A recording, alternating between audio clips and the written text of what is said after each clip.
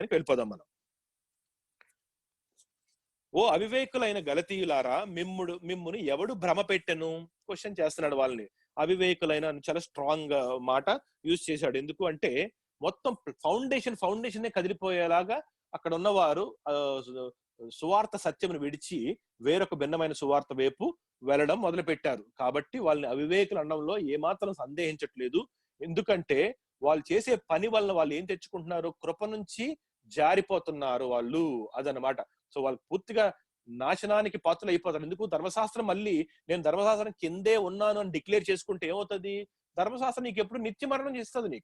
నువ్వు దాని కింద చనిపోలేదు అంటున్నావు నువ్వు. మరి నువ్వు ధర్మశాస్త్రం కింద బ్రతికే ఉన్నావు. ధర్మశాస్త్రం నిన్ను చూసి ఏమంటది? నీకు నేను నిత్య మరణం ఇస్తానని చెప్పేసి డిస్ట్రక్షన్ లోకి పంపించేస్తుంది. అప్పుడు పూర్తిగా నువ్వు కృప నుంచి తొలగిపోయావు, పరలోక రాజ్యాన్ని నువ్వు మిస్ అయిపోయావు.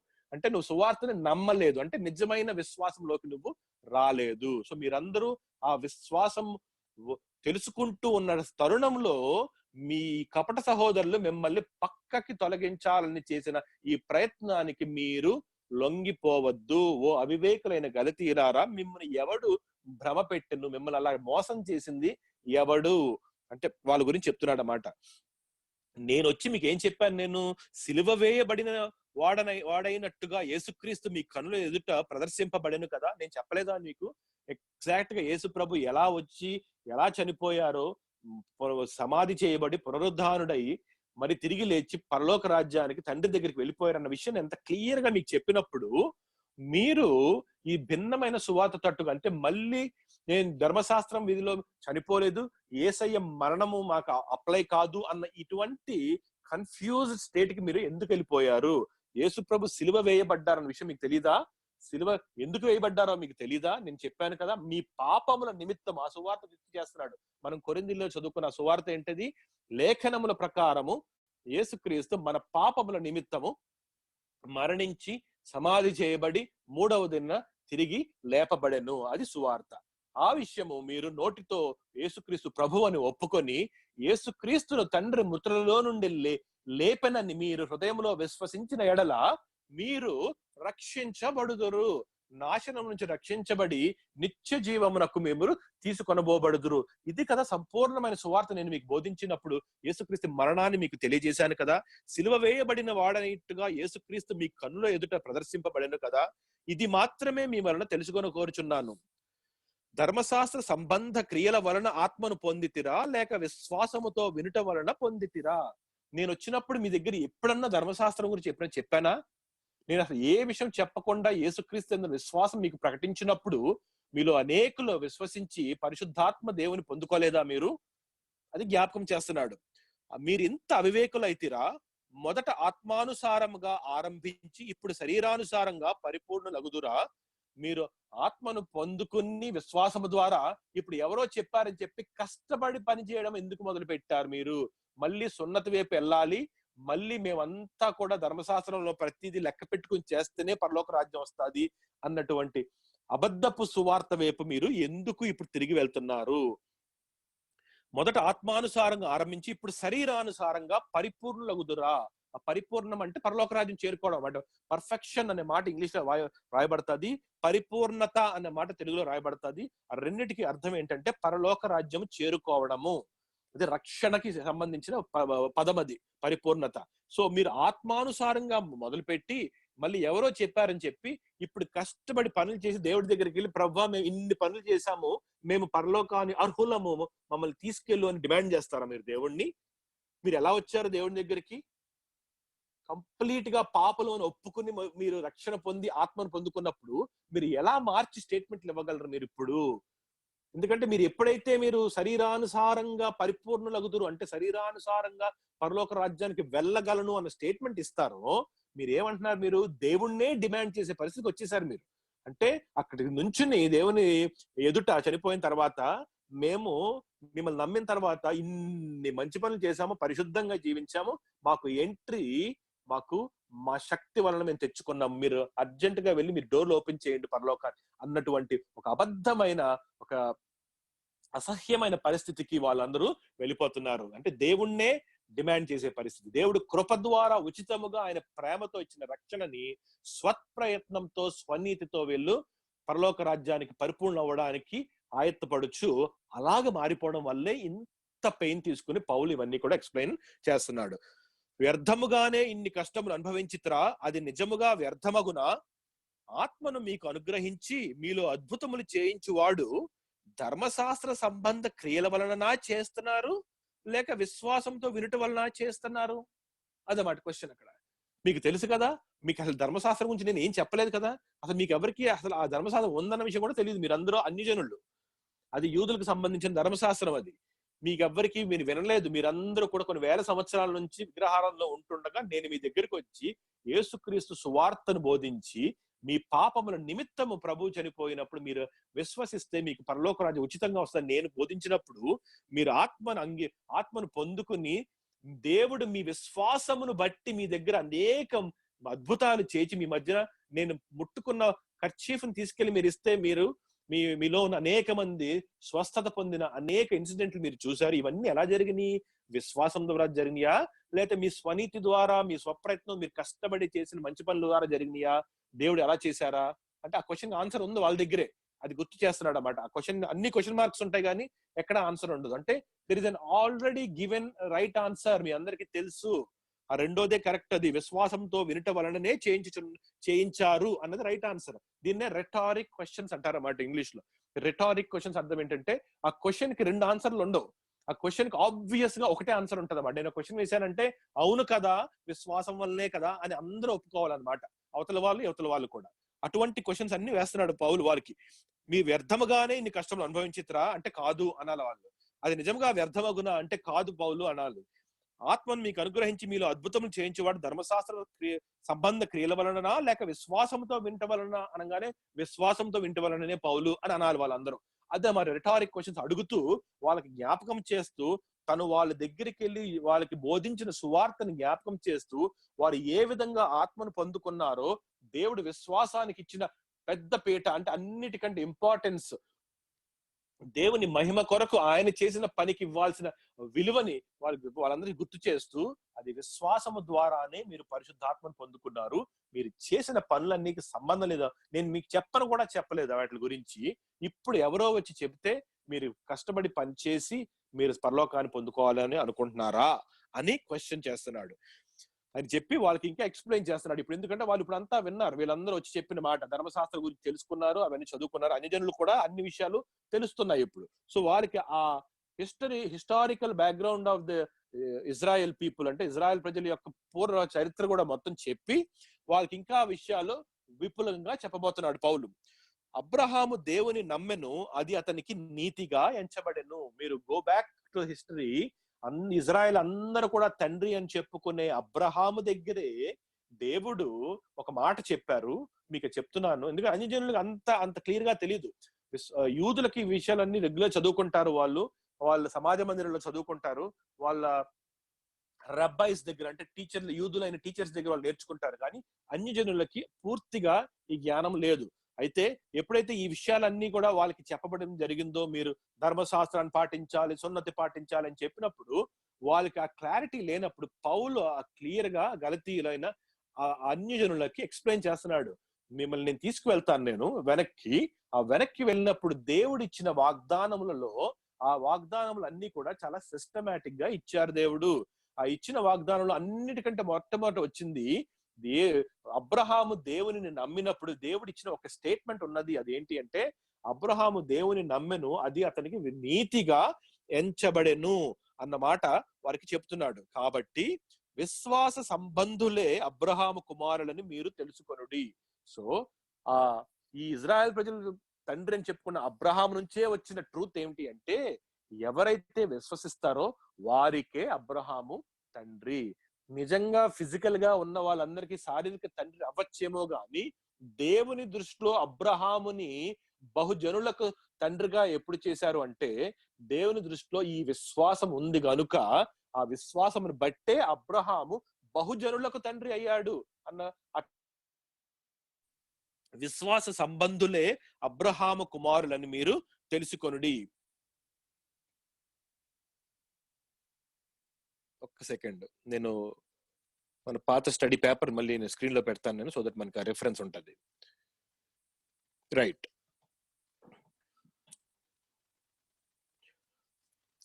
7వ వచనము. కాబట్టి విశ్వాస సంబంధులే అబ్రహాము కుమారులని మీరు తెలుసుకొనండి. దేవుడు విశ్వాస మూలముగా అన్ని జనులను నీతిమంతులుగా తీర్చునని లేఖనము ముందుగా చూసి, ఎవరు చూశారు? స్క్రిప్చర్స్ చూసాయన్నమాట. అంటే వాక్యం, దేవుని వాక్యము అబ్రహాము విశ్వాస మూలంగా దేవుడు అన్యజనులందరినీ కూడా ఆశీర్వదిస్తారు అన్న వాగ్దానము. ఏ వాగ్దానము? నేను ఇప్పుడు స్క్రీన్ మీద పెట్టిన ఆ ఫస్ట్ వాగ్దానం చూడండి, 12:3. ఏమిటది? నీ యందు భూమి అందలి అనేక వంశములు ఆశీర్వదించబడుతురు అన్న వాగ్దానం ఉంది, చూసారు? ఆ వాగ్దానం గురించి చెప్తున్నాడు పౌలు అన్నమాట. ఈ విషయం అన్ని జనులు అందరూ కూడా అబ్రహాం వాళ్ళు. మరి అబ్రహాంకి అన్ని జనులకి సంబంధం ఏంటి? ఏమీ లేదు. అబ్రహాం వంశంలో పుట్టిన వాళ్ళందరూ కూడా ఇజ్రాయెల్ ప్రజలు అవుతారు. కానీ దేవుడు ఎప్పుడు ఇచ్చారు వాగ్దానము? ముందే చెప్పేశారు. ఏమని? నీ యందు అన్ని జనులు అందరూ కూడా ఆశీర్వదింపబడుతురు. ఆ ఆశీర్వాదం అనే దానికి పర్యాయ పదం ఏంటి అంటే, అందరూ కూడా పాపము నుండి రక్షణ పొందుదురు అన్న వాగ్దానము దేవుడు ఎలా ఇచ్చారు? విశ్వాస మూలముగా ఎప్పుడో ఇచ్చేశారు. మనం చదువుకున్న పాఠం అంతా వాళ్ళకి ఇప్పుడు చెప్తున్నాడు అన్నమాట. మనము ఒక వారం క్రితము, 10 రోజుల క్రితం మనం చదువుకున్నాం ఇవంతా. దేవుడు అబ్రహాంకి ఇచ్చిన ఆ systematic revolution of the promises అని మనం చదువుకున్నాము. అదంతా నేను ఇక్కడ పేపర్ లో పెట్టుకున్నాను. మనం అందరూ చాలా విపులంగా వెళ్ళాము. మళ్ళీ నేను అక్కడికి వెళ్ళను నేను, ఎందుకంటే సమయం బట్టి మనం ఈ రోజంతా గల్తీలోనే ఉందాం. మనం రెఫరెన్స్ మాత్రం ఆ షీట్ చూస్తూ ఉండండి, మీకు అర్థమవుతా ఉంటది, మీకు జ్ఞాపకం వస్తూ ఉండాలి మనం చదువుకున్న ఆ స్టడీ అంతా కూడా. దేవుడు విశ్వాస మూలముగా అన్యజనులను నీతిమంతులుగా తీర్చునని లేఖనము ముందుగా చూచి, నీ యందు అన్యజనులందరూ ఆశీర్వదింపబడుదురు. చూసారా? ఆ 12:3 అన్నమాట ఆ రెఫరెన్స్ అక్కడ. నీ యందు అన్యజనులందరూ ఆశీర్వదింపబడుదురు అని అబ్రహామునకు సువార్త ముందుగా ప్రకటించను. ఇప్పుడు చూడండి, సువార్త ఎప్పుడు ప్రకటించబడిందంట? అబ్రహాముకి లేఖనం చెప్పిందంట సువార్త.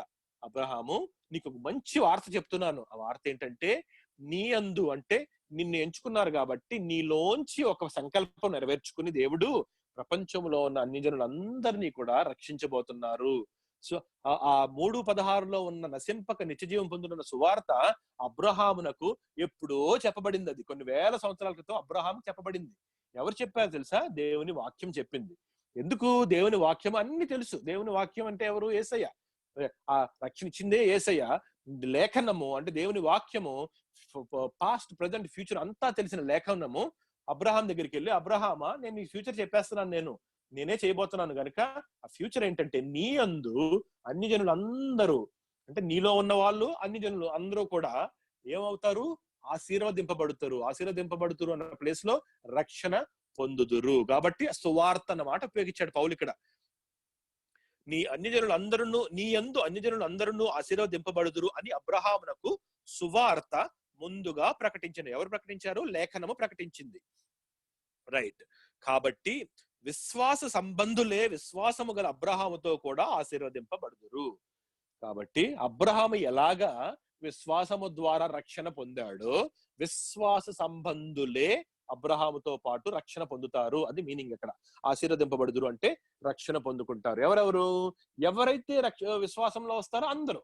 అబ్రహాము సొంతగా శరీరంలో పుట్టిన వాళ్ళు అవ్వచ్చు, శరీరంలో పుట్టని వాళ్ళు అవ్వచ్చు, అన్యజనులు అవ్వచ్చు, యూదులు అవ్వచ్చు, ఎవరన్నా సరే విశ్వాసముతో దేవుని దగ్గరికి వస్తేనే పరలోక రాజ్యము ఇవ్వబడుతుంది. నీతి శరీరానుసారంగా ధర్మశాస్త్రంలో ఉన్న పనులు చేసిన దాన్ని బట్టి దేవుడు ఎవరిని కూడా వీడు నీతిమంతుడు, పరలోక రాజ్యానికి అర్హుడు అని చెప్పి డిక్లేర్ చెయ్యరు అని చెప్తున్నారన్నమాట. అది. సో 10వ వచనం, ధర్మశాస్త్రము విధించిన క్రియలకు సంబంధులందరూ శాపమునకు లోనై ఉన్నారు. ఇప్పుడు నేను ఆపోజిట్ చెప్తున్నాను. మీరు 2 సంబంధాలు ఉంటాయి. అంటే ఒకలా విశ్వాస సంబంధులు అంటే ఎవరైతే విశ్వాసమును గురి చేసుకుని ప్రభు దేవుని దగ్గరికి వస్తారో వాళ్ళందరికీ ఏంటి? ఆశీర్వాదం ఉంది. ఆశీర్వాదం ఏంటి? పరలోక రాజ్యం, రక్షణ.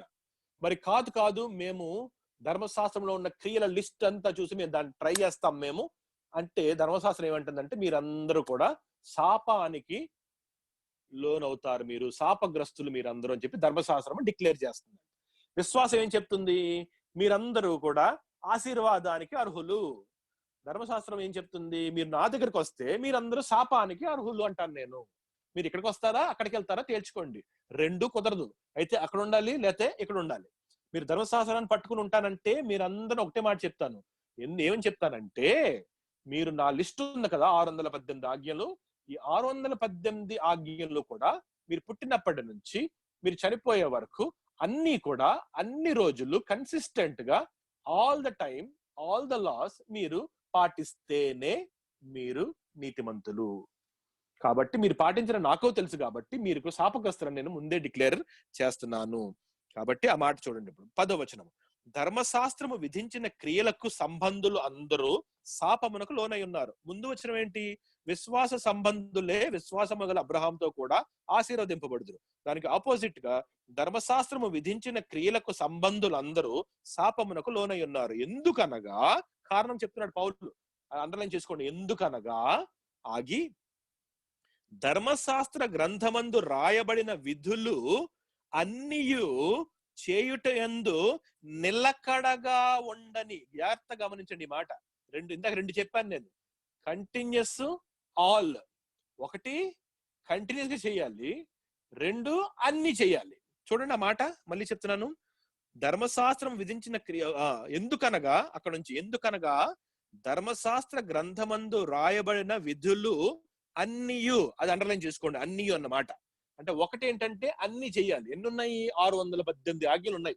అందులో 618 కూడా హై లెవెల్. అవి ఇంకా లోపలికి వెళ్తే అవి ఇంకా శాఖలు ఉంటాయి అందులో. సో అన్నియు అన్న మాట అర్థం అండర్లైన్ చేసుకుని, అన్నియు చేయుటయందు రెండవ ఎడిషన్ ఏంటి? ధర్మశాస్త్రం ఏం చెప్తుంది? నిలకడగా ఉండాలి. ఒక రోజు అన్ని చేసేసి రెండో రోజు చేయనంటే కుదరదు. నీకు 70 సంవత్సరాల జీవితం ఉంటే, నువ్వు పుట్టినప్పటి నుంచి 70 × 365 × 24 × 60 × 60 × 60 సెకండ్లు నువ్వు ఈ 618 కూడా తూచా తప్పకుండా ఆఖరి క్షణం వరకు నువ్వు చేస్తే అప్పుడు నేను ఒప్పుకుంటాను నువ్వు ధర్మశాస్త్రం తీర్చావని చెప్పి. ఓకే, చూడండి అన్నమాట. ఎందుకనగా ధర్మశాస్త్ర గ్రంథమందు రాయబడిన విధులు అన్నియు చేయుట యందు నిలుకడగా ఉండని ప్రతి వాడును శాపగ్రస్తుడు అని వ్రాయబడి ఉన్నది. ఇప్పుడు ప్రపంచానికి ఛాలెంజ్ వేస్తున్నాను నేను. ధర్మశాస్త్రం అడుగుతుంది, మీలో ఎంతమంది అన్నియు నిలకడగా జీవితాంతం చేశారో ఒక్కసారి నా దగ్గరికి వచ్చి చెప్పండి అని అడుగుతుంది ధర్మశాస్త్రం. ఎంతమంది నోరు మాట్లాడగలరు ధర్మశాస్త్రం ఎదురుగా? ఈ ప్రపంచంలో 700 కోట్ల మంది మనుషుల్లో ఒక్కడు కూడా ఉండడు. అది అందరికీ తెలుసు. అదన్నమాట. ఆ పాయింట్ ని పౌలు క్లియర్ గా ఎక్స్ప్లెయిన్ చేస్తున్నాడు. మీరు నిజంగా ధర్మశాస్త్ర క్రియల వలన ఒక పరలోక రాజ్యానికి పొందేసుకుందామని ఆలోచిస్తే మీకు ఆ రూల్స్ ఫస్ట్ తెలియాలి. మీకు ఆ రూల్స్ తెలియవు. మీరు ఏమనుకుంటున్నారు? ధర్మశాస్త్రాన్ని నేను కొద్దిగా ఒక 10 రోజులు పాటించేసి ఆ 618లో ఒక 18 పాటించేస్తే నేను పరలోక రాజ్యం వెళ్ళిపోతాను అనుకుంటున్నారేమో మీరు. దేవుని రూల్స్ అంత ఈజీగా ఉండవు. ఆయన న్యాయమైన పరిశుద్ధమైన దేవుడు.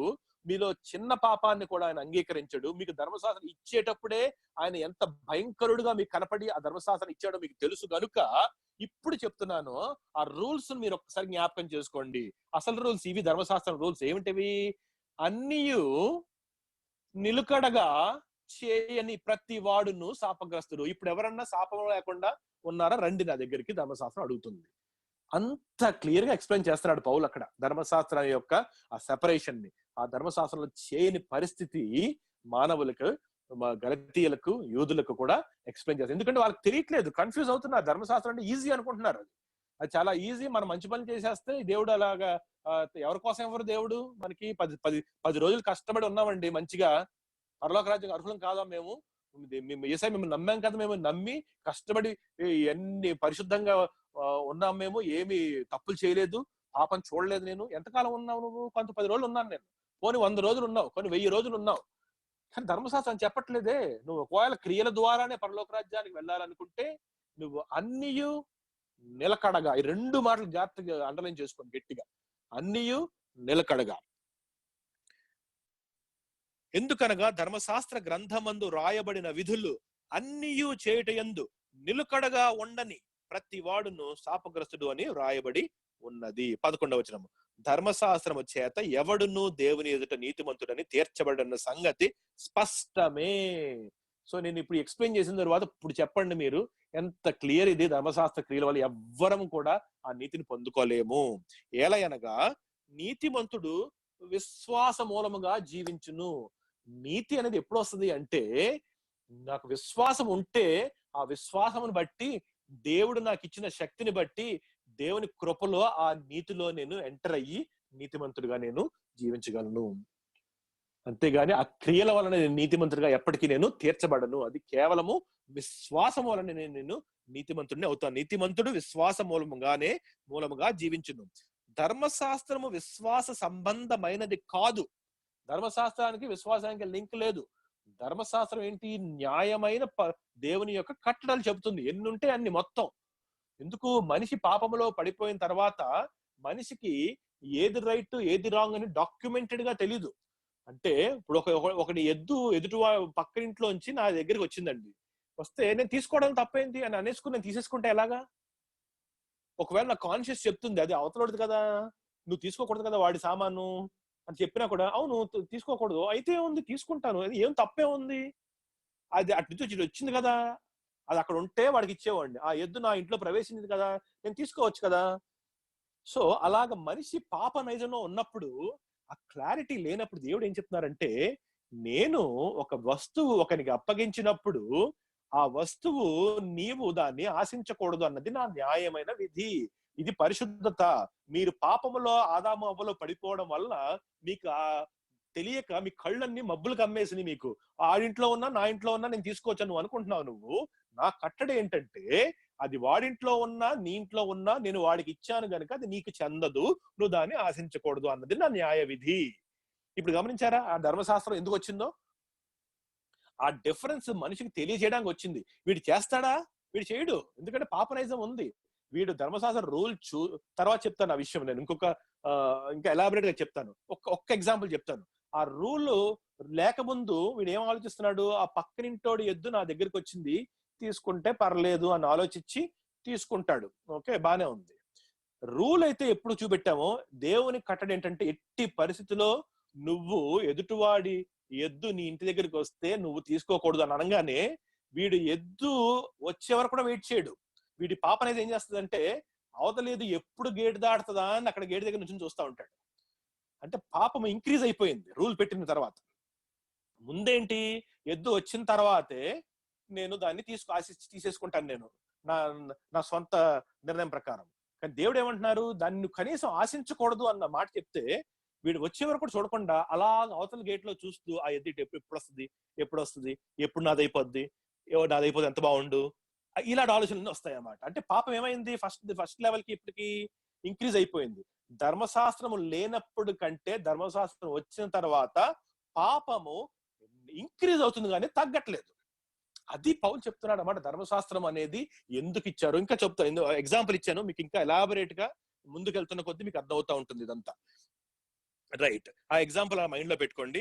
ఇప్పుడు చూడండి, ధర్మశాస్త్రము చేత ఎవడును దేవుని ఎదుట నీతిమంతుడని తీర్చబడను సంగతి స్పష్టమే.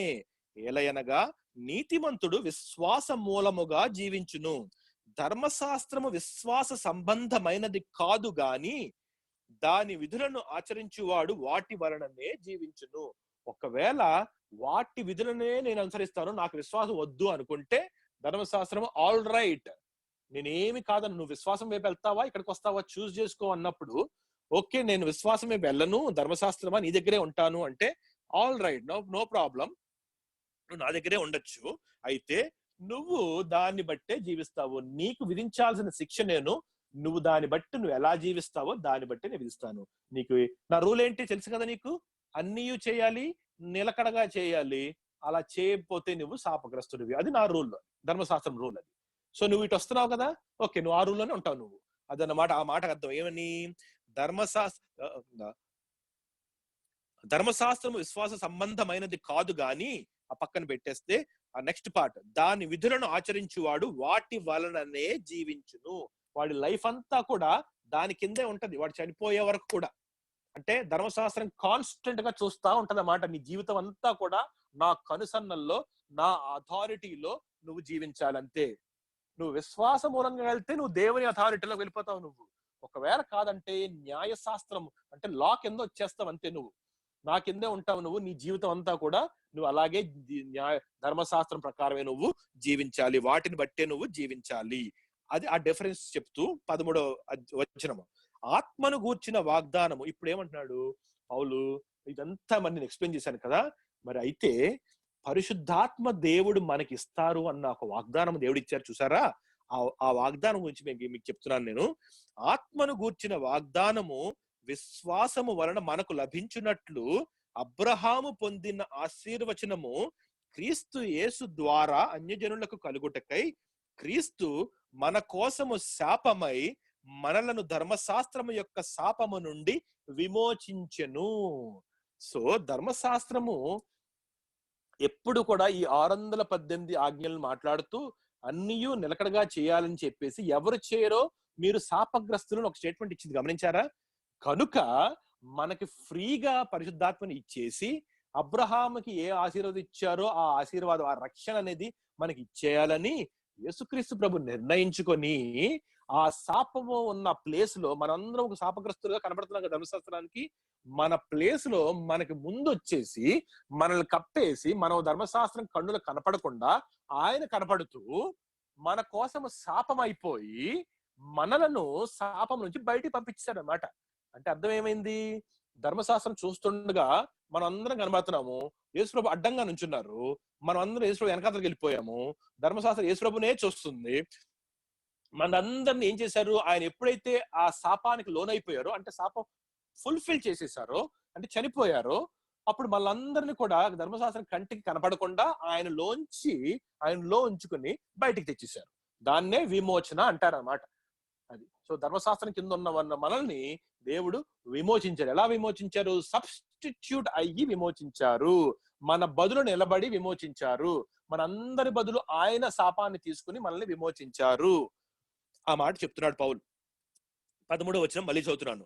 ఆత్మను గూర్చిన వాగ్దానము విశ్వాసం వలన మనకు లభించున్నట్లు అబ్రహాము పొందిన ఆశీర్వచనము క్రీస్తు యేసు ద్వారా అన్యజనులకు, అంటే మన అందరికీ కలుగుటకై ఈ చెయ్యడానికి యేసుక్రీస్తు మన కోసము శాపమై, అంటే చెప్పాను కదా, ఇప్పుడు ఎక్స్ప్లెయిన్ చేశాను కదా, అలా నిలబడ్డారు మన బదులు నిలబడి మనలను ధర్మశాస్త్రం యొక్క శాపము నుండి విమోచించారు. ఎలా విమోచించారు? మరి ఆయన చనిపోయారు అనగానే ధర్మశాస్త్రం ఏమన్నది? ఓకే, నీలో ఉన్న వాళ్ళందరూ కూడా చనిపోయారు, నాకు ఎవరు కనపట్లేదు, నేను చూసి వీడు శాపగ్రస్తుడు, వీడు నరకానికి వెళ్ళాలి అని డిక్లేర్ చేయడానికి నాకు ఎవరు కనపట్లేదు యేసయ్య, మీలో అందరూ ఉన్నారు, మీరు చనిపోయారు, సో అందరూ కూడా చనిపోయారు, సో నా శిక్ష కంప్లీట్ చేసేసాను నేను. ఏంటది? పాపమునకు జీతము మరణము, మీరందరూ శాపగ్రస్తులు కాబట్టి మీ శిక్ష మీరు అనుభవించాలి అని ధర్మశాస్త్రం చెప్పిన న్యాయమైన విధి తీరిపోయింది. మరి ఎప్పుడైతే తీరిపోయింది, మనం అందరం ఏమైపోయాం? మనం అందులోంచి బయటకు వచ్చేసాం, అంటే విమోచించబడాము, అందరము కూడా బయటికి తేబడ్డాము. ఇందును గూర్చి మ్రాను మీద వేలాడిన ప్రతివాడును శాపగ్రస్తుడు అని వ్రాయబడి ఉన్నది. సో అది ఎలా జరిగింది? యేసుక్రీస్తు ప్రభు శిలువ మీద మరణించడం ద్వారా ఆ విధంగా ఆయన శాపమై మనలను విమోచించారు. సో మనము శిలువ ఎక్కాలన్నమాట. అది ఇప్పుడు ధర్మశాస్త్రం ఏం కోరుకుంటుంది?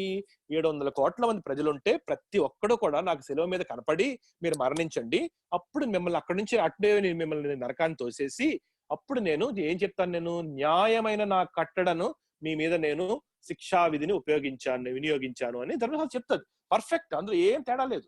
ఎందుకు? ధర్మశాస్త్రం అనేది దేవుని యొక్క న్యాయమైన విధి, ఆయన లక్షణం అది. మరి అది ధర్మశాస్త్రం తేడా ఉండదు ఎక్కడ. పర్ఫెక్ట్ గా ఎగ్జిక్యూట్ చేసిన జడ్జిమెంట్ ఏమని? ఎవరైతే 700 కోట్ల ముందు అందరూ సిలువెక్కాలి మీరు అన్న. మరి దేవుడు ఏం చెప్తున్నారు? ఇందును గూర్చి మాను మీద వేలాడిన ప్రతివాడును శాపగ్రస్తుడు, మీరందరూ వేలాడద్దు, మీ అందరి బదులు నేను వేలాడతాను, నేను శాపగ్రస్తుని అవుతాను. ఎలాగా? మీ శాపము నా మీదకి వచ్చింది కాబట్టే మిమ్మల్ని బదులు నన్ను శాపముగా నేను మార్చుకుంటున్నాను. అందుకనే కొరింథీయుల్లో రాసిన మాట కూడా ఏంటంటే, మనలను నీతిమంతులుగా చేయుటకు ఆయన మన కోసము పాపము ఆయను. ఎలా పాపమయ్యారు? మన పాపం అంతా కూడా ఆయనలో కనపడింది ధర్మశాస్త్రానికి. ఆయన పాపం కాదు, ఆయనకి ఏమి పాపం లేదు దేవునికి. యేసయ్య పరిశుద్ధుడు, ఆయనలో మన పాపము ధర్మశాస్త్రం చూసి శిక్ష వేస్తానన్నది. చనిపోయారు యేసయ్య. మనందరము ఆ రకంగా శాపము నుండి బయటికి వచ్చాము, శాపగ్రస్త నుంచి విడుదలయ్యాము. ఇందును గూర్చి మ్రాను మీద వేలాడిన ప్రతివాడును శాపగ్రస్తుడు అని వ్రాయబడి ఉన్నది. 14వ వచనం అయిపోయింది. ఇప్పుడు 15వ వచనం. సహోదరులారా, మనుష్య రీతిగా మాట్లాడుచున్నాను, కామన్ సెన్స్ తో మాట్లాడుతున్నాను. మీరందరూ జ్ఞానులు, పుస్తకాలు తెరిచే అక్కర్లేదు. జస్ట్ మన హ్యూమన్ కామన్ సెన్స్ ఒకటి ఉంటది కదా, దాంతో ఆలోచిద్దాం. అసలు ఏంటది? మనుష్య రీతిగా మాట్లాడుచున్నాను. మనుష్యుడు చేసిన ఒడంబడిక అయినను స్థిరపడిన తరువాత ఎవడును దాని కొట్టివేయడు, దానితో మరేమియు కలపడు. ఎప్పుడన్నా మీరు ఒక అగ్రిమెంట్ తీసుకుంటే, ఇద్దరు మనుషుల మధ్య అగ్రిమెంట్ రాసుకుంటే, ఆ అగ్రిమెంట్ ని ఎవరైనా క్యాన్సిల్ చేసేస్తారా? క్యాన్సిల్ చేసేటట్టయితే అది అగ్రిమెంట్ ఎందుకు అవుతుంది అసలు? అది logic, human logic, common sense. ఏదన్నా ఒడంబడిక ఎవరన్నా చేసుకుంటే దాన్ని క్యాన్సిల్ అనేది ఉండదు. దానికి అది నెరవేరాలి అంతే, పూర్తిగా అది. అంతేగాని మళ్ళీ నేను ఐదు స్టేట్మెంట్లు రాసి లేదు లేదు లేదు సంతకాలు పెట్టేసిన తర్వాత వచ్చి బ్రదర్ ఇంకొక 2 యాడ్ చేద్దాం అని చెప్పేసి 6, 7 యాడ్ చేస్తామా? ఎంత ఫూలిష్ గా ఉంటది అది. కామన్ సెన్స్ కే మీకు అర్థం కావట్లేదా? మనుష్య రీతిగా మాట్లాడుతున్నాను నేను. ఏదన్నా ఒక ఒడంబడిక స్థిరపడిన తర్వాత, స్థిరపడిన అని అండర్లైన్ చేసుకోండి, అంటే రాస్తున్న టైం కాదు అది. అంటే అగ్రిమెంట్ రాస్తున్నప్పుడు, ఒప్పుకునేటప్పుడు మనం చేసుకోవచ్చు. ఏమని 5 రాసాము బ్రదర్, ఇంకో 2 యాడ్ చేయండి, ఇంకా సంతకం పెట్టలేదు కదా అంటే అది న్యాయం, అది కామన్ సెన్స్. అది 5 రాసి 2 పార్టీలు సంతకం పెట్టేసి దాని మీద స్టాంప్ వేసేసి కోర్టుకి సబ్మిట్ చేసిన తర్వాత లేదు లేదు నాకు 6, 7 కావాలి అంటే ఎలా ఉంటుంది? చాలా అసహ్యంగా ఉంటుంది అది, మరి కామన్ సెన్స్ ప్రకారం కదా. అంతేకాకుండా ఇద్దరు ఒప్పుకుని నేను నీకు డబ్బులు ఇస్తాను, నేను పలానా తీసుకున్నాను, సంతకం పెట్టేసిన తర్వాత కోర్టుకి సబ్మిట్ చేసిన తర్వాత అది క్యాన్సిల్ చేసేద్దాం అని పరిగెట్టుకెళ్ళి వెనక్కి వెళ్తే ఎలా ఉంటుంది? ఏంటి ఇంత అవివేకంగా ప్రవర్తిస్తున్నాం బాబు అని అంటారు అందరూ. కామన్ సెన్స్ అంటున్నాడు పౌలు, మనుష్య రీతిగా మాట్లాడుచున్నాను. మరి ఆ మాట గమనించండి మీరు, మనుష్య రీతిగా మాట్లాడుచున్నాను, మనుష్యుడు చేసిన ఒడంబడిక అయినను ఒక్కసారి స్థిరపడిన తర్వాత, ఆ మాట చాలా ఇంపార్టెంట్.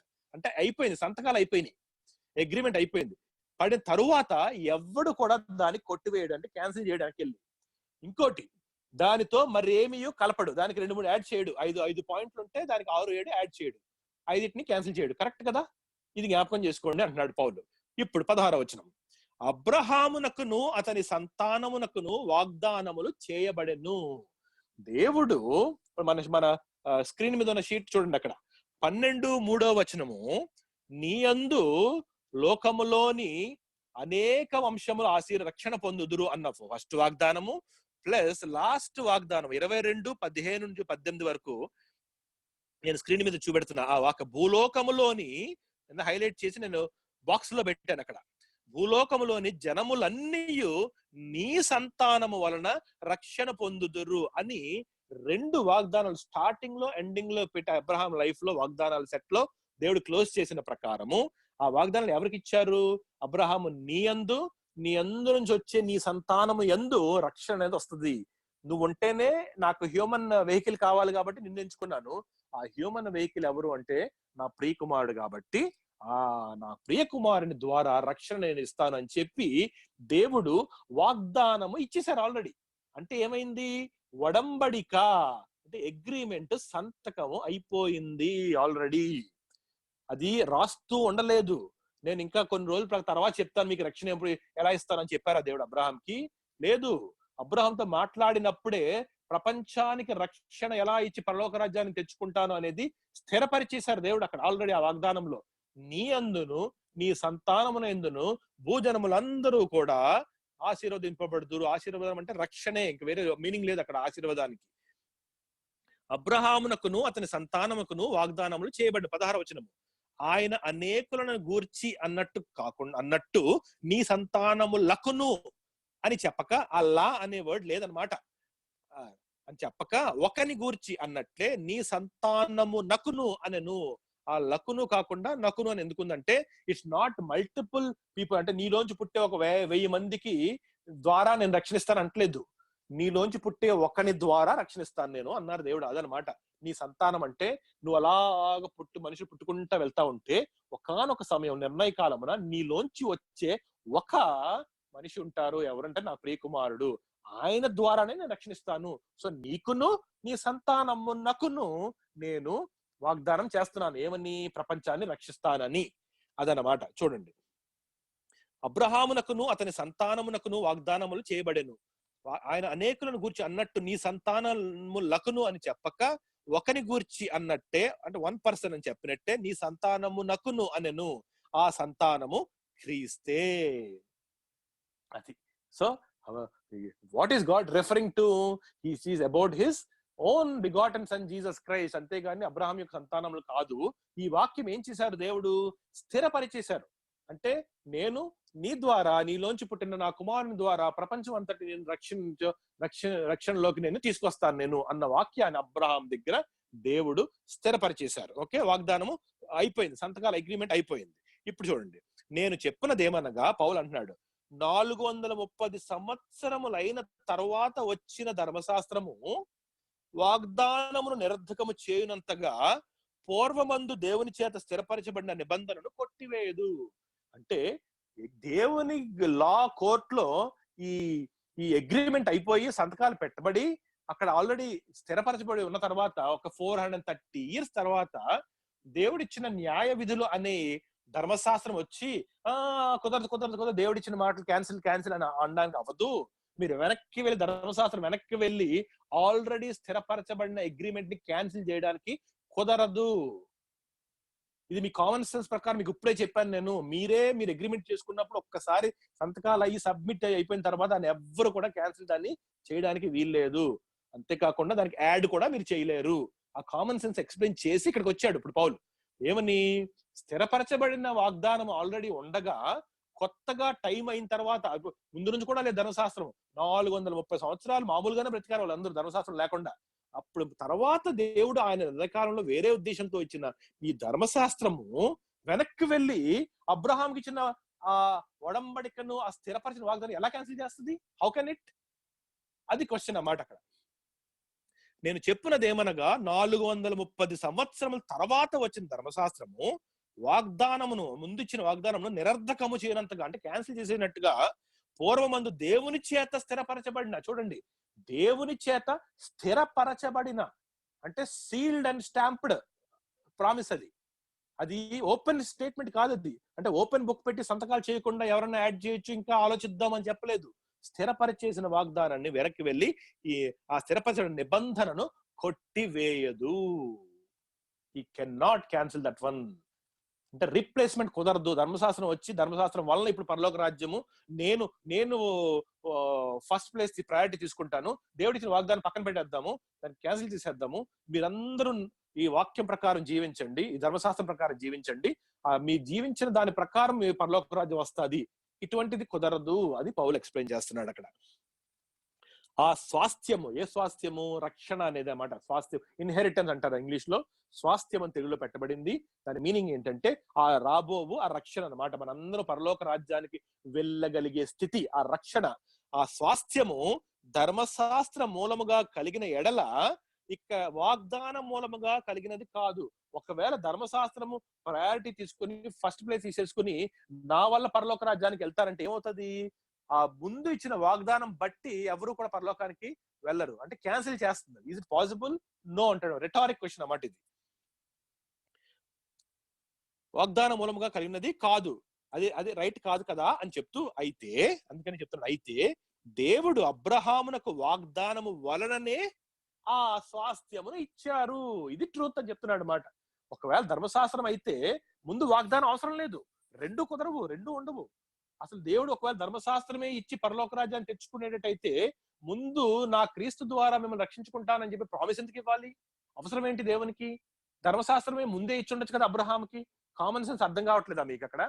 ఏది ముందు వచ్చింది, ఏది స్థిరమైనది మీకు తెలియట్లేదా? వాగ్దానము స్థిరమైనది, వాగ్దానమే రక్షణకిస్తుంది, క్రీస్తు యేసు ద్వారానే జరుగుతుంది అని దేవునికి తెలుసు కాబట్టి దాన్ని స్థిరపరిచారు. మధ్యలో వచ్చింది మధ్యలోనే వెళ్ళిపోతుంది, దానికి టైం పీరియడ్ ఉంది, దానికి ఒక పర్పస్ ఉంది. 430 years తర్వాత ఎందుకు ఇచ్చారు అంటే దానికి ఒక రీజన్ ఉంది. అది చెప్తున్నాడు అన్నమాట. నెక్స్ట్ వచనం చూడండి. అయితే దేవుడు అబ్రహామునకు వాగ్దానము వలననే దానిని అనుగ్రహించెను. అలాగైతే ధర్మశాస్త్రం ఎందుకు? ఎందుకంటే ఎవనికి ఆ వాగ్దానము చేయబడెనో ఆ సంతానము వచ్చు వరకు, అంటే ఎవరికి వాగ్దానం చేయబడింది? యేసుక్రీస్తు ప్రభువుకి వాగ్దానం చేయబడింది. ఏమని? అందరూ నువ్వు రక్షణ తెచ్చుకుంటావు, నీకే ఆ స్వాస్థ్యం అంతా అని ఎవరికి? యేసుక్రీస్తు ప్రభుకి ఇవ్వబడింది ఆ వాగ్దానం. నీ యందును నీ సంతానమందును, ఆ సంతానము అని చెప్తున్నాడు. మరి ఆ సంతానం ఎప్పుడు వస్తుంది అంటే యేసు ప్రభు ఎప్పుడు వస్తారు ఇక్కడికి? భూమి పుట్టిన తర్వాత 4000 సంవత్సరాల తర్వాత నిర్ణయ కాలం ఉంది. ఆల్రెడీ ఈ 1500 అంటే 2500 సంవత్సరాల ముందు అబ్రహాము ఉండడం జరిగింది, మోషే ధర్మశాస్త్రం ఇవ్వడం జరిగింది.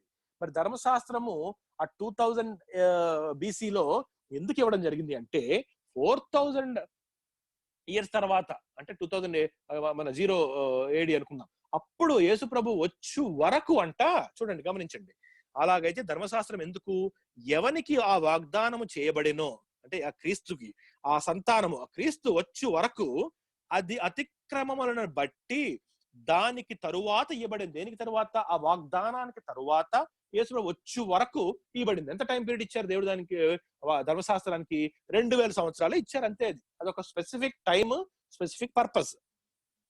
సో అది అతిక్రమములను బట్టి, ఆ అతిక్రమములను బట్టి అన్న మాట చెప్పడానికి మీకు ఇందాక ఒక చిన్న ఎగ్జాంపుల్ ఇచ్చాను నేను ముందే. ఏం ఎగ్జాంపుల్ ఇచ్చాను నేను? మనిషి పాపం అనేది మనిషికి తెలియదు, డాక్యుమెంటెడ్ గా లేదు.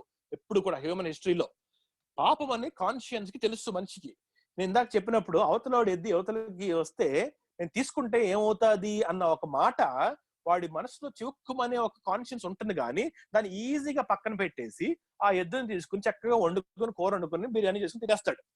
కానీ దేవుడు ఏమంటున్నారంటే, నువ్వు అసలు ఎదురు రావడం తీసుకోవడం కాదు, వాడి ఇంట్లో ఉండగా దాన్ని చూసి కూడా నువ్వు ఆశించకూడదు అన్నది నా న్యాయమైన విధి, అది నా ధర్మము, ఇది దేవుడిచ్చిన ధర్మశాస్త్రము అని డాక్యుమెంటెడ్ గా మనిషికి ఇవ్వడానికి, చెప్పడానికి దేవుడు ధర్మశాస్త్రాన్ని ఇచ్చారు. నువ్వు నరహత్య చేయకూడదు, నువ్వు అబద్ధము ఆడకూడదు, నువ్వు దొంగిలకూడదు, నువ్వు పరువును వస్తువు ఏదైనా కూడా నువ్వు ఆశించకూడదు, నువ్వు నీ తల్లిని తండ్రిని నువ్వు సన్మానించాలి, నీ దేవుడైన యెహోవా తప్ప నీకు వేరొక దేవుడు ఉండకూడదు, నువ్వు దేవుని నామను వ్యర్థముగా ఉచ్చరించకూడదు, నువ్వు విశ్రాంతి దినమును ఆచరించాలి. ఇవన్నీ మనిషికి తెలియడానికి, తను చేస్తున్న పాపం ఏంటో అర్థం కావడానికి దేవుడిచ్చిన ఆయన న్యాయ విధులు. అతిక్రమములను బట్టి ఈ ధర్మశాస్త్రాన్ని మనిషికి ఆ పర్టికులర్ టైంలో ఇవ్వడము జరిగింది. ఎందుకు? మనిషికి అర్థం కావాలి తన పాపనైజము, దేవుని న్యాయ విధి ఏంటో మనిషికి తెలియాలి. ఎలా తెలియచేశారు దేవుడు అంటే, మరి ఆయన రిటర్న్ కమాండ్స్ గా ఇచ్చారన్నమాట. అది ధర్మశాస్త్రం యొక్క పర్పస్. ఎంత టైం అది? ఆ ప్రామిస్ అయిన యేసుక్రీస్తు ప్రభు వచ్చు వరకు మాత్రమే దానికి అప్లికబిలిటీ. Very clear. దానికి చాలా స్పెసిఫిక్ టైం పీరియడ్. ధర్మశాస్త్రం అనేది ఈ రోజు మనం మాట్లాడమంటే అది చాలా పెద్ద బ్లండర్. అది యేసుక్రీస్తు ప్రభు శిలువ మరణం తర్వాత ఈ ప్రపంచంలో ఏ మనిషి కూడా అసలు ధర్మశాస్త్రం అనే మాట ఎత్తడానికి వీల్లేదు. రీజన్ ఏంటి అంటే, దాని పర్పస్ ఫుల్ఫిల్ అయిపోయింది. నేను ఇందాక చెప్పాను, నేను ధర్మశాస్త్రం కన్నులలో మనల్ని ఎప్పుడైతే చనిపోయామో రెండోసారి మళ్ళీ పనిష్మెంట్ ఇవ్వడానికి లేదు. ధర్మశాస్త్రమే ఒప్పుకోదు. నేను న్యాయమని నేను ఎలా చెప్పు చేసేస్తానంటది అన్నమాట న్యాయశాస్త్రం, ధర్మశాస్త్రం. నేను ఒకసారి శిక్ష ఇస్తాను, అయిపోయింది, నా రెస్పాన్సిబిలిటీ అయిపోయింది. All human kind I have seen in Jesus Christ. మీలో ఎవరు విశ్వసిస్తారో వాళ్ళు వస్తారు, మీరు ఎవరైతే కంటిన్యూ అవుతారో ధర్మశాస్త్రాన్ని నేను వాళ్ళు శాపగ్రస్తులుగా ఆల్రెడీ చేసేసాను. కొత్తగా నా గురించి మీరు మాట్లాడడానికి మీకు అవసరము లేదు. Close, chapter close. ధర్మశాస్త్రం చాలా క్లియర్ గా అర్థం అవ్వాలి మీకు ఈ పాటికి ఎందుకు క్లోజ్ అది. రైట్. సో 19వ వచనం, అలాగైతే ధర్మశాస్త్రం ఎందుకు? రీజన్ ఏంటి చెప్తున్నాడు పౌలు. ఎవనికి ఆ వాగ్దానము చేయబడినో ఆ సంతానము వచ్చే వరకు, ఆ క్రీస్తు వచ్చే వరకు, అది అంటే ఎవరు? ధర్మశాస్త్రము అతిక్రమములను బట్టి దానికి తరువాత, దేనికి తర్వాత? వాగ్దానము తర్వాత. మీరు రాసుకోండి అక్కడ, అది, దాని, అవన్నీ ఏంటంటే ముందు చెప్పిన మాటల యొక్క అడ్జెక్టివ్స్ అవి అన్నమాట, ప్రొనౌన్స్ అవి. సో అందుకని అది అంటే ధర్మశాస్త్రము, దాని అంటే వాగ్దానం. సో ఎవనికి ఆ వాగ్దానం చేయబడినో ఆ సంతానం వచ్చే వరకు ధర్మశాస్త్రం అతిక్రమములు బట్టి వాగ్దానము తరువాత ఇవ్వబడెను. సీక్వెన్షియల్ గా ఇచ్చారన్నమాట. ముందు వాగ్దానం స్థిరపడిపోయింది, తర్వాత టైం పీరియడ్ లో దాన్ని ఇచ్చారు. అది మధ్యవర్తి చేత దేవదూతల ద్వారా నియమింపబడెను. ఈ ధర్మశాస్త్రం ఇవ్వడానికి దేవుడు ఒక ప్యాటర్న్ ఎంచుకున్నారు. ఆ ప్యాటర్న్ ఏంటి? ఆ ధర్మశాస్త్రం మీకు వర్తిస్తుంది, సో మీరందరూ ఇది పాటించాలి అని చెప్పి ఆ ఇవ్వడానికి ఎవరిని ఉపయోగించుకున్నారు? దేవుడు మోషేని ఉపయోగించుకున్నారు. మరి మోషే మధ్యవర్తి లాగా వచ్చి మీరు అందరూ రావడానికి వీల్లేదు, నేను ఒకళ్ళనే ఎంచుకుంటాను నేను అని మోషే వచ్చిన తర్వాత దేవదూతల ద్వారా దాన్ని ఇప్పించారు. మొత్తం అంతా దేవుడే మాట్లాడారు, కానీ ఒక ప్రాసెస్ ఉంది దానికి. అంటే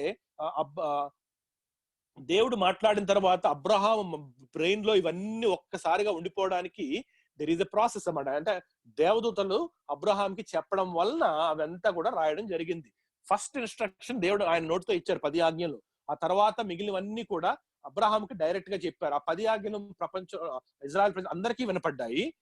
తర్వాత ఇచ్చిన ఆజ్ఞలు సెట్ 1 సెట్ 2 అంతా కూడా కేవలం మోషే, అబ్రహాం అంటున్నాను నేను, కేవలం మోషేకి మాత్రమే ఇవ్వడం జరిగింది. సో మోషే దేవుని మాటలు వినడానికి గల ఆ ప్రాసెస్ లో దేవదూతలు ఇన్వాల్వ్ అయి ఉన్నారు.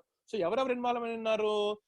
ఇజ్రాయేల్ తరపునేమో మోషే వచ్చాడు, దేవుని తరపునేమో దేవదూతలు వచ్చారు. సో వీళ్ళందరూ కలిసి ఆ ప్రాసెస్ ని స్టార్ట్ చేసి దాన్ని కంప్లీట్ చేసి బుక్ గా తయారు చేసి దాన్ని నిబంధనగా ఉంచుకున్నారు. సో దేవుడు ఈ ధర్మశాస్త్రం ఇవ్వడానికి ఏం జరిగింది అక్కడ? మధ్యవర్తి చేత దేవదూతల ద్వారా నియమింపబడెను. మధ్యవర్తి ఒకనికి మధ్యవర్తి గాడు కదా. మరి మీడియేటర్ ఉన్నాడు అంటే మరి యువతలో పార్టీ ఉంది, అవతలో పార్టీ ఉంది. అంటే ధర్మశాస్త్రం మీకు ఇచ్చినప్పుడు మీరు అది చేస్తే మీకు ఆశీర్వదిస్తాము, మీరు చేయకపోతే మీరు శపించబడతారు. అంటే మీకు ఫిజికల్ గా ఉన్న బ్లెస్సింగ్స్ కర్సెస్ కూడా దేవుడు చెప్తారు ఆ మాటలు. మరి మోషే వాళ్ళందరికీ ఏం చెప్పాడు? మీరు ఇవి పాటిస్తే మీకు మీకు పొలానికి నీళ్ళు వస్తాయి, రెయిన్ వస్తుంది, మీకు సమృద్ధిగా పంటలు ఉంటాయి. ఎప్పుడైతే మీరు దీన్ని పాటించరో అప్పుడు దేవుడు మిమ్మల్ని ఇక్కడ నుంచి వెళ్ళగొట్టేస్తారు, మీరు అన్ని జనుల్లోకి స్కాటర్ అయిపోతారు.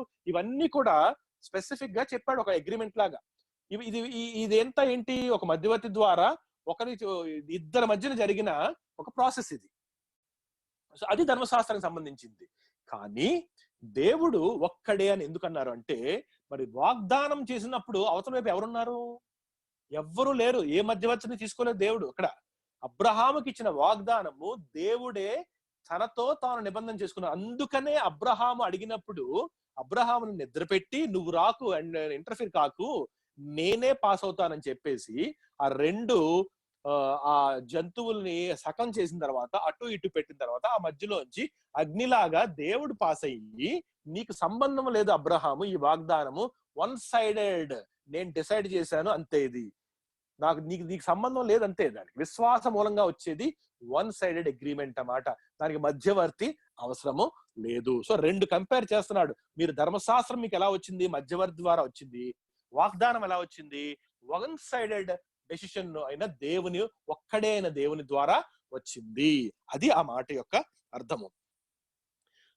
అది మధ్యవర్తి చేత దేవదూతల ద్వారా నియమింపబడెను. మధ్యవర్తి ఒకనికి మధ్యవర్తి కాడు అంటే ఇద్దరు ఉండాలి, అక్కడతో అయిపోయింది. కానీ ఆ కానీ అని అండర్లైన్ చేసుకుంటే ఒక డివిజన్ వస్తుంది. ఎందుకు కానీ అన్నాడు?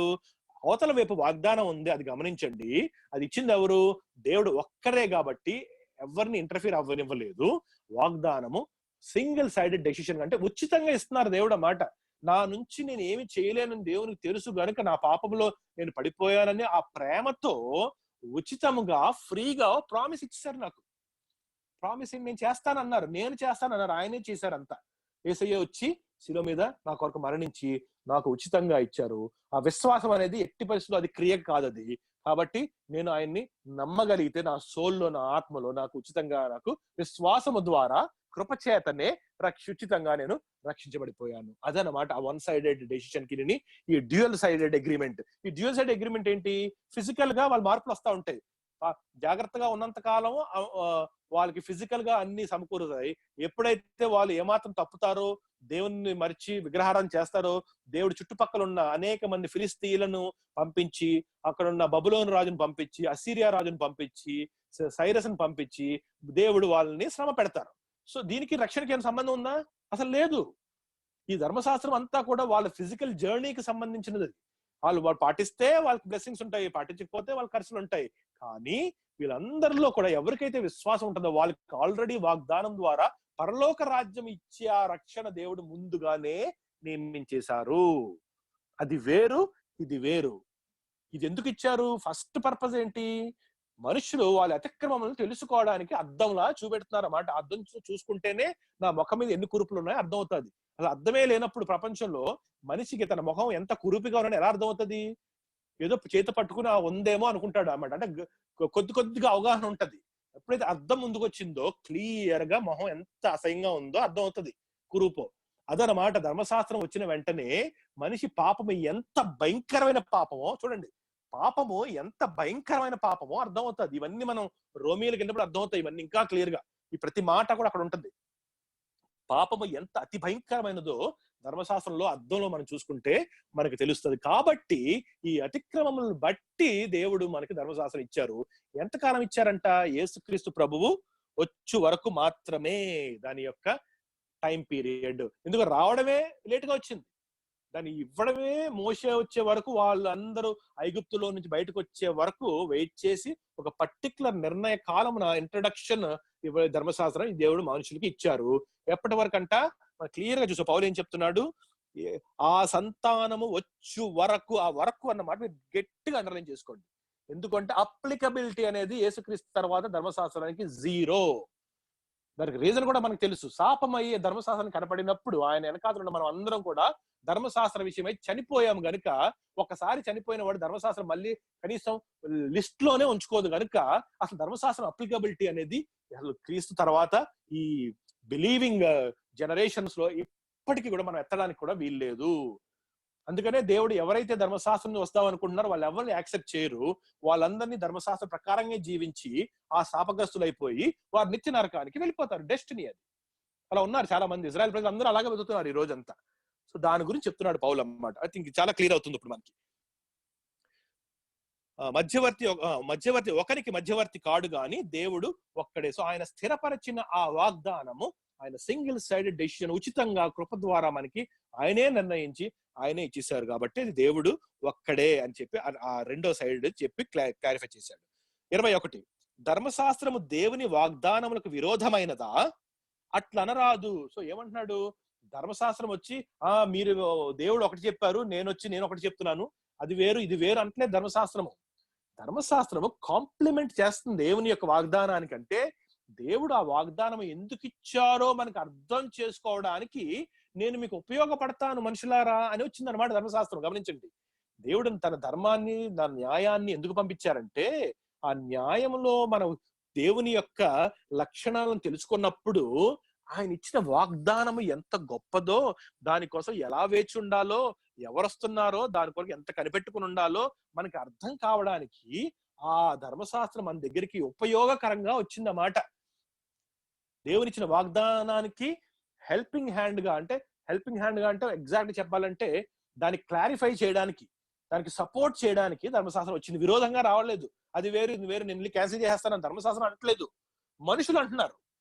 ఎందుకంటున్నారు, వీరు ధర్మశాస్త్రం యొక్క ఆ రూల్ అర్థం చేసుకోవట్లేదు. ఏమని, అన్నియు నిలకడగా చేయని అన్న అండర్లైన్ చేసుకోకపోవడం వలన వీళ్ళు వచ్చి మనం ఒక 10 పనులు చేసేసి వాగ్దానం అనేది ఎప్పుడో వచ్చిందండి, అది ఉందో లేదో పక్కన పడేద్దాము అని మనుషులు కలుషితం చేస్తున్నారు. కానీ నిజంగా ధర్మశాస్త్రం ఏం చెప్తుందంటే, నేను ఆ వాగ్దానం యొక్క నిజమైన అర్థాన్ని మీకు తెలియజేయడానికి, రాబో క్రీస్తు ఎవరో ఆయన ఎంత అవసరమో మీకు తెలియజేయడానికి నేను వచ్చాను. నాలో మీరు అందరూ చూసుకోండి, మీకు అప్పుడు అర్థం అవుతుంది మీరు ఎంత కురూపిలో.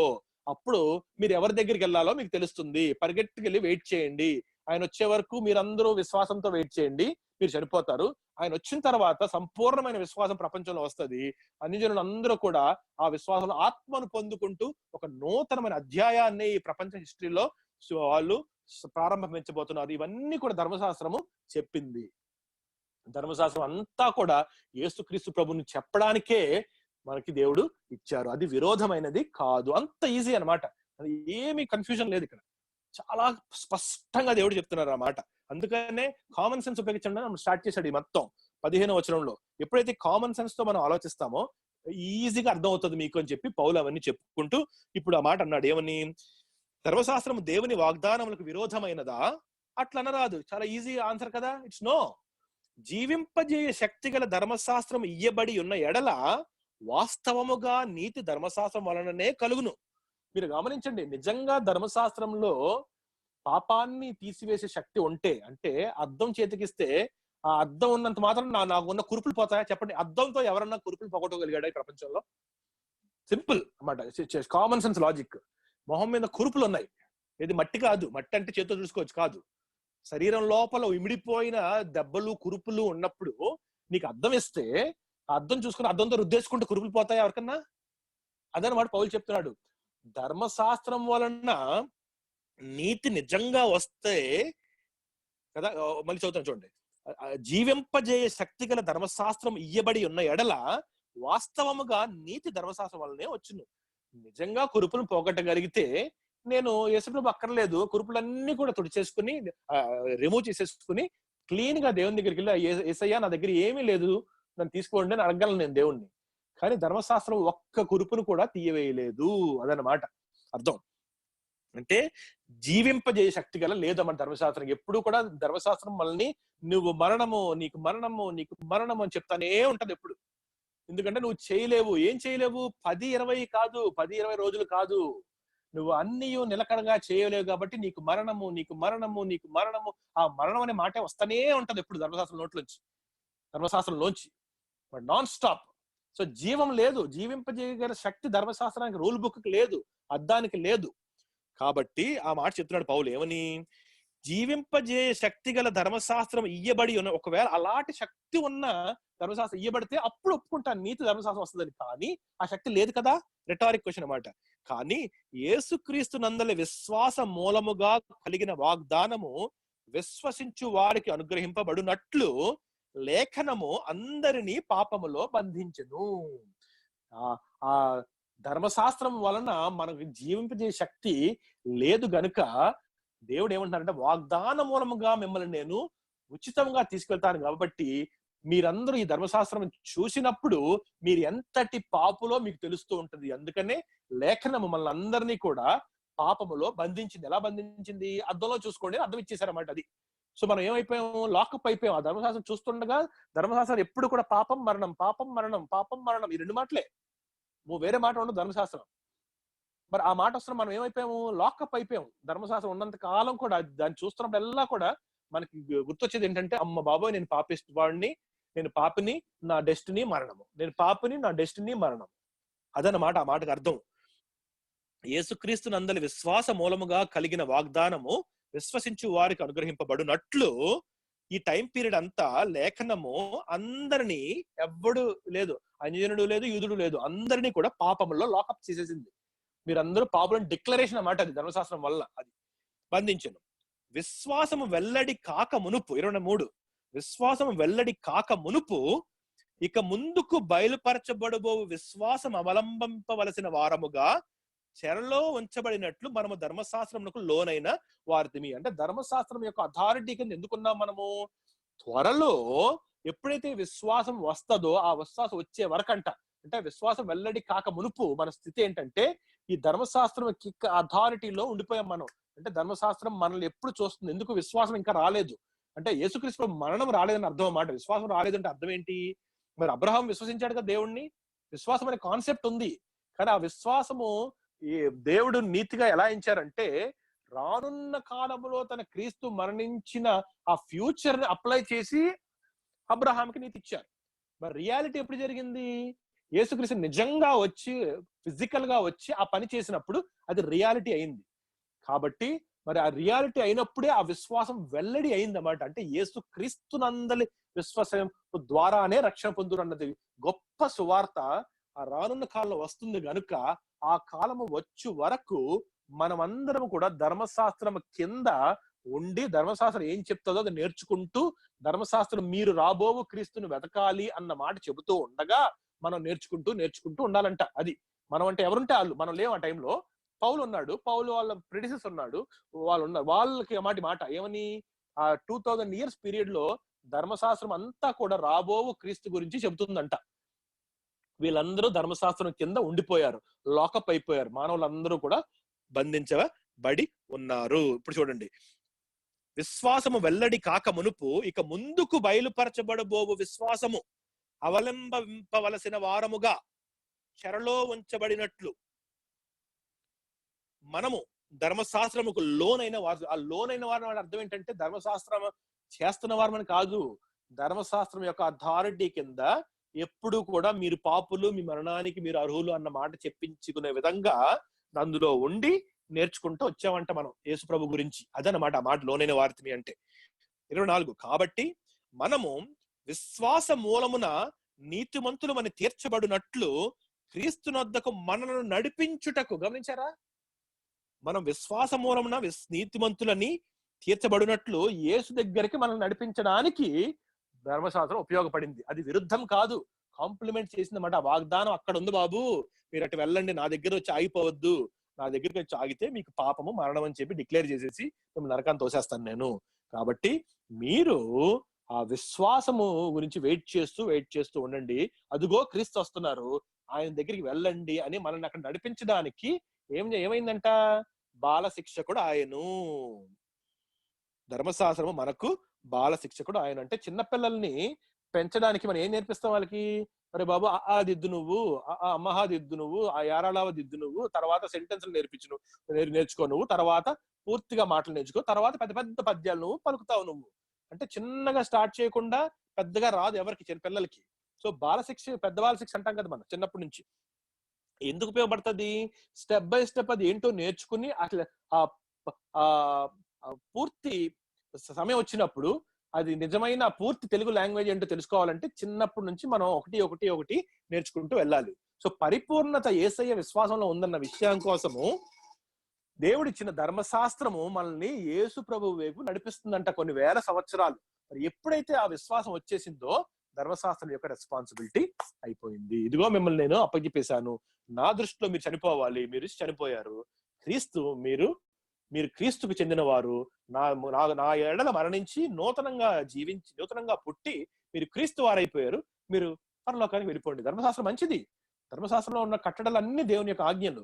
యేసుప్రభు ఏమన్నారు? ఆ ధర్మశాస్త్రాన్ని మనకి అలాగా అవతల వైపు తీసుకొచ్చి ధర్మశాస్త్రం పేరు పెట్టకుండా నేను ముందుగా తయారు చేసిన ఆ మంచి పనుల కొరకు నా ఆత్మనిచ్చి నేను ఆ కొరకు మిమ్మల్ని నేను తయారు చేసుకున్నాను, ఆ చేసిన కార్యములను బట్టి మిమ్మల్ని తీసుకెళ్ళను, నేను తీసుకెళ్ళాను కాబట్టి మీరు అవి చేస్తారు. అది రివర్స్ అన్నమాట. నేను ఆల్రెడీ మిమ్మల్ని పరలోక రాజ్యాన్ని తీసుకెళ్లిపోయాను కాబట్టి నేను ఇచ్చిన ఆ శక్తి ద్వారా నా ఎడల మీకున్న ఆ కృతజ్ఞత ద్వారా మీరు నన్ను మెప్పిస్తూ ఆ జీవితం జీవిస్తూ మీరు ముందుకు సాగుతూ అలా నాలాగా తయారైపోతూ పరలోక రాజ్యానికి వస్తారు. అది సీక్వెన్స్ అన్నమాట. దాన్ని రివర్స్ చేసి ఈ గలతీ సంఘానికి యూదులకి ఇచ్చిన ఈ చిన్నది కాదు అంటే చిన్న మాట, కానీ చాలా డేంజరస్ భిన్నమైన సువార్త వల్ల ఇంత క్లారిఫికేషన్ పౌలు ఇవ్వాల్సి వచ్చింది. అది మంచిది అయింది, ఎందుకంటే ఆ క్లారిఫికేషన్ రావడం ద్వారా అందరూ స్థిరపడిపోయారు గలతీ సంఘం అంతా. ఇంకా ఇంకోసారి ఎవడన్నా వస్తే గేటు దగ్గర నుంచి నువ్వు వెళ్ళిపోరా బాబు, మాకు తెలుసు సువార్త ఏంటో సత్యం ఏంటో, నువ్వేం చెప్పక్కర్లేదు ధర్మశాస్త్రం గురించి పంపించేశారన్నమాట. తర్వాత అది జరిగింది యాక్చువల్ గా. ముందుకు వెళ్తున్నాను, లాస్ట్ 5 minutes. కాబట్టి మనము విశ్వాస మూలం నీతిమంతులమని తీర్చబడినట్లు క్రీస్తు నొద్దకు మనను నడిపించుటకు ధర్మశాస్త్రం మనకు బాల శిక్షకుడు ఆయను.